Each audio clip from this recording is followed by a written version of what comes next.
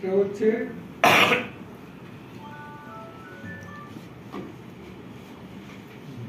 আমাদের পররাষ্ট্র মন্ত্রণালয় যেটা বলেছে বাংলাদেশের মিশনকে জেনারেল আজিজের বিষয়ে অবহিত করা হয়েছে।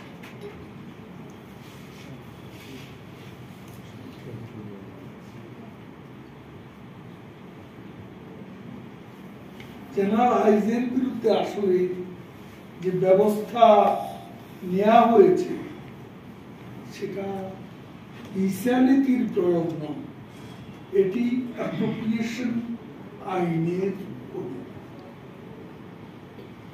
এটা কোনো ইম্পোজ করানো ভিসা নীতি, ওখানে অ্যাপ্রোপ্রিয়েশন একটা আইন আছে, সে আইনের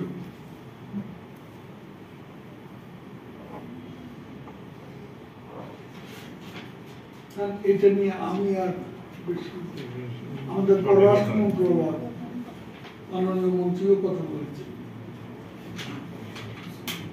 আমরা এতটুকু জানি।